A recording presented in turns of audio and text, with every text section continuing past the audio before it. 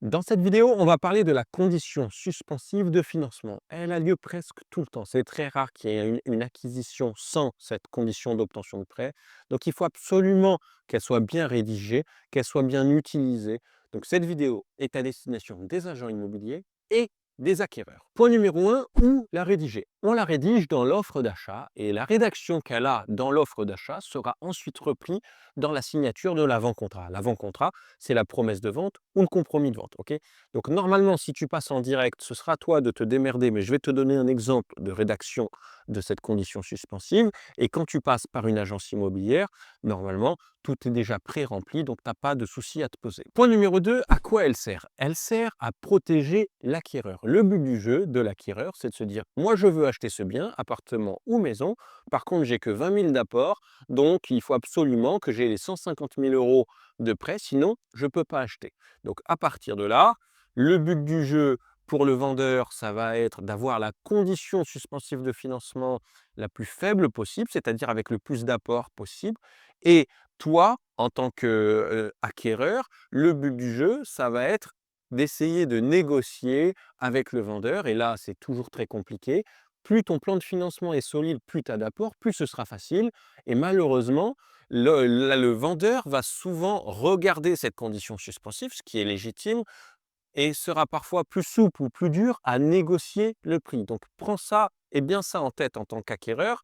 Ok, tu as un super plan de financement, tu as très très peu d'apport, tu te dis c'est génial. Non, c'est pas génial du tout, ok? Parce que déjà, tu vas payer beaucoup de frais bancaires et qu'en plus, en termes de négociation, ta possibilité de négociation est vraiment entachée parce que tu n'as aucun levier. Ton plan de finance, tes finances sont pourries. Donc à partir de là, tu ne pourras pas t'en servir pour négocier et tu as des risques que les vendeurs, même avec une très faible négociation, disent bah non, il est bancal, son financement, il passera jamais. Point numéro 3 maintenant, que doit-elle comporter? La condition suspensive, elle doit comporter, un, le taux maximal, c'est-à-dire je veux emprunter à 1,8, c'est-à-dire pas plus. Donc si tu as 1,9, eh ben, le dossier ne se fait pas, tu utilises cette condition suspensive. Ensuite, évidemment, le montant à emprunter. Ensuite, la durée minimale. Donc, tu vois, c'est le taux maximal. Je vais emprunter maximum 1,8 parce qu'à 1,9, ça me coûte trop cher. Mais la durée, c'est minimal. Donc, je vais emprunter sur 15 ans. Ok. Si j'arrive à avoir sur 16, sur 17, sur 20 ans, peu importe, c'est génial parce que mes mensualités seront plus faibles. Et évidemment, dans l'offre, tu ne vas pas parler de délai de conditions suspensives.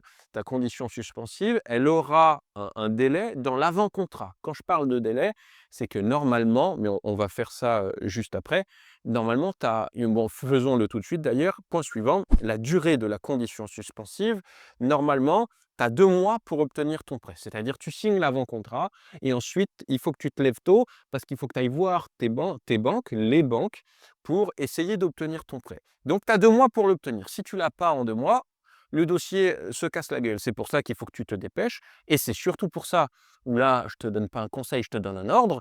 Il ne faut pas que tu partes sur 2 mois pour obtenir ta condition suspensive. Quand j'ai commencé l'immobilier, bon, ça remonte, ok, mais c'était 45 jours. En 45 jours, les banques arrivaient à avoir le plan de financement. Après, très vite, malheureusement, on est parti sur 2 mois. Et les 2 mois, je te garantis que parfois, ce n'est pas suffisant. Mois de mai, avec tous les ponts, juillet, août, fin décembre, avec les vacances, dans le cul, ok?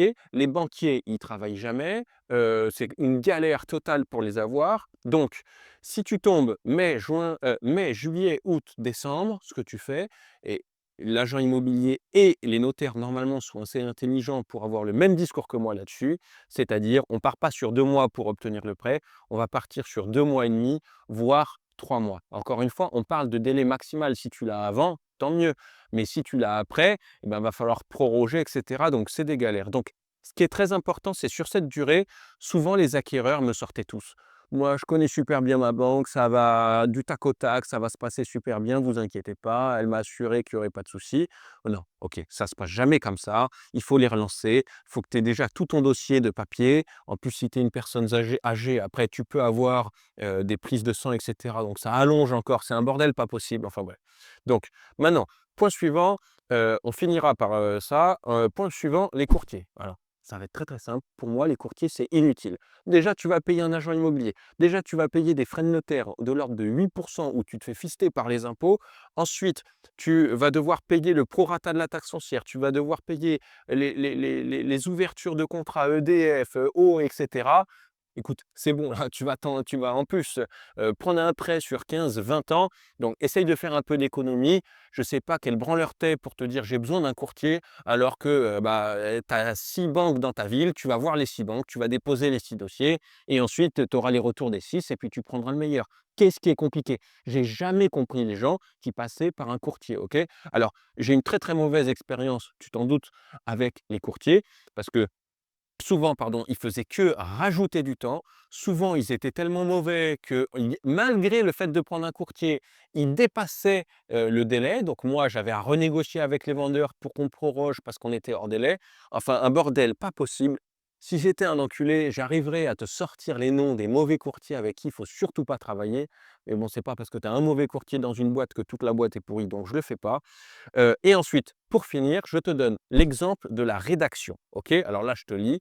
La présente offre d'achat, je te le mettrai par écrit si tu veux aussi. La présente offre d'achat est faite sous la condition suspensive que l'acquéreur obtienne un prêt immobilier d'un montant minimum de X euros, d'une durée minimale de X années, au taux d'intérêt fixe maximal hors assurance de X par an. Cette rédaction, elle est très importante. Je sais qu'il y en a qui vont me dire, il n'y a pas besoin de le mettre sur l'offre d'achat. Le mets pas sur l'offre d'achat si tu veux pas parler des taux et de la durée, mais ça sera une négociation à l'avant-contrat et c'est chiant, OK? Donc autant que ce soit directement sur l'offre d'achat, comme ça le propriétaire y contresigne, il y a plus de négociation par la suite, étape par étape, OK? On est tranquille, tu lèves toutes les conditions suspensives, il y aura des conditions, il y aura de la négo sur les délais, il y a de la négo sur tout, OK? Donc déjà, au moins sur l'offre d'achat, en plus, toi, ça te permet d'être vraiment d'équerre, tu vois? Tu es carré, nickel, chrome, tu as mis ta condition suspensive, tu as bien rédigé l'offre parce que tu as vu ma vidéo sur l'offre, tu as parlé de la durée minimale et du taux maximal, donc tu es tranquille, c'est nickel, OK? J'espère que la vidéo t'a été utile. Si c'est le cas, n'hésite pas à t'abonner parce qu'il y en aura 2 par semaine et d'ici là, porte-toi bien. À plus, salut.